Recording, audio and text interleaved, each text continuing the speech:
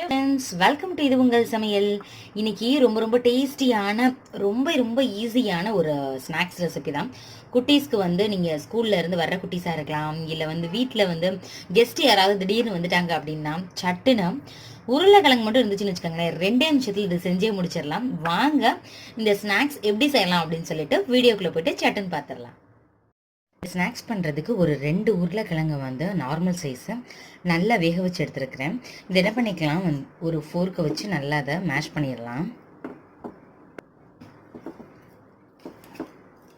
நீங்கள் ஃபோர்க்கால் இந்த மாதிரி அழுத்தும் பொழுது நல்லா அது வெந்திருக்கணும். அப்போ தான் உங்களுக்கு அந்த ஸ்நாக்ஸ் ரொம்ப நல்லாயிருக்கும்.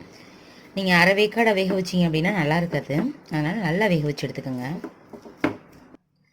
நல்லா அதை அழுத்தி விட்டாச்சு. இப்போ என்ன பண்ணிடலாம், ஒரு முட்டை எடுத்துகிட்டு அதை சேர்த்துடலாம்.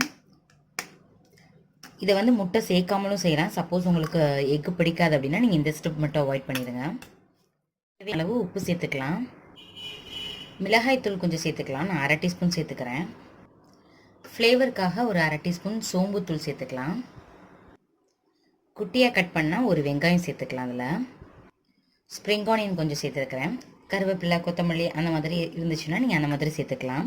உங்களுக்கு என்ன வெஜிடபிள்ஸ் குழந்தைங்களுக்கு கொடுக்கணும் அப்படின்னு நீங்கள் நினைக்கிறீங்களோ, குட்டீஸ்க்கு கொடுக்கணும்னு நினைக்கிறீங்களோ அந்த மாதிரி இதை சேர்த்துக்கலாம். இப்போ கொஞ்சம் லிக்யூடாக தான் இருக்கும். நீங்கள் நல்லா பரட்டி விடுங்க. அதுக்கப்புறம் 2 டேபிள் ஸ்பூன் கடலை மாவு இருக்கு இல்லையா, அதை நம்ம சேர்க்கும் பொழுது நல்லா திக்காயிரும். சப்பாத்தி மாவு பதத்துக்கு இதை இப்போ செய்யணும். நல்லா மிக்ஸ் பண்ணியாச்சு. இப்போ என்ன பண்ணிடலாம், கடலை மாவு இருக்கு இல்லையா, அதில் ஒரு 2 டேபிள் ஸ்பூன் மட்டும் சேர்த்துக்கோங்க.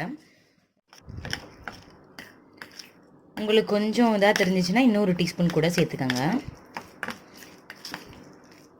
இன்னொரு டீஸ்பூன் இதில் சேர்த்துக்கலாம். நல்லா மிக்ஸ் பண்ணியாச்சு. இதில் ஒரே ஒரு டீஸ்பூன் மட்டும் எண்ணெய் சேர்த்துக்கோங்க. இதையும் சேர்த்து நல்லா அதை பிசைஞ்சிடலாம். நல்லா மிக்ஸ் பண்ணியாச்சு. இப்போ எண்ணெயில் போட்டுடலாங்க. அடுப்பில் ஒரு கடாய் வச்சு எண்ணெயை ஹீட் பண்ணிக்கோங்க. பக்கத்தில் ஒரு கப்பில் என்ன பண்ணிக்கலாம், தண்ணி வச்சு கையில் லைட்டாக தண்ணியை நினச்சிட்டு மாவு எடுத்தால் தான் கையில் ஒட்டாது. இப்போ ஒன்று கொஞ்சம் கொஞ்சமாக குட்டியாக போடலாம். அது நல்லாயிருக்கும். எந்த ஷேப்பில் வேணாலும் போடலாங்க. நீங்கள் போண்டா மாதிரி பெருசாகவும் போடலாம். நான் இன்றைக்கி சும்மா அந்த கிள்ளி விட்டு போடுவோம் இல்லையா, அந்த மாதிரி போட போகிறேன்.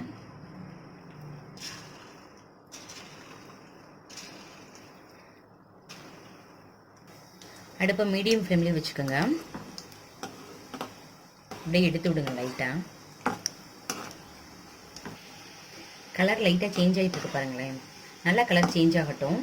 நம்ம உருளைக்கிழங்கு நல்லா குக் பண்ணிட்டோம். ஸோ அந்த எக்கும் கடலை மாவும் மட்டும்தான் வேகணும்.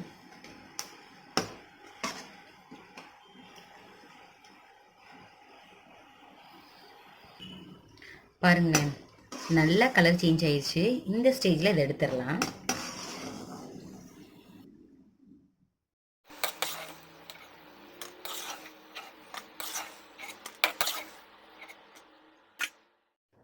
பவுலுக்கும் ட்ரான்ஸ்ஃபர் பண்ணியாச்சு. பாருங்களேன், பார்க்குறதுக்கே நல்லா இருக்குது. டேஸ்ட்டும் அட்டகாசமாக இருக்கும். உங்களுக்கு உள்ள எல்லாமே நல்லா வெந்திருக்குங்க. உள்ள எல்லாமே பூ போல வெந்திருக்கும். பாருங்களேன், அவ்வளோ ஒரு சாஃப்டாக இருக்குது. இதே மாதிரியே நீங்களும் செஞ்சு பார்த்துட்டு எப்படி இருந்துச்சு அப்படின்னு சொல்லிட்டு எனக்கு கமெண்ட் பண்ணுங்கள். உங்கள் ஃப்ரெண்ட்ஸ் அண்ட் ரிலேட்டிவ்ஸ் கூட ஷேர் பண்ணுங்கள். இந்த வீடியோ உங்களுக்கு பிடிச்சிருந்துச்சுன்னா மறக்காமல் இது உங்கள் சமையலுக்கு சப்ஸ்கிரைப் பண்ணுங்கள், லைக் பண்ணுங்கள். Thank you friends.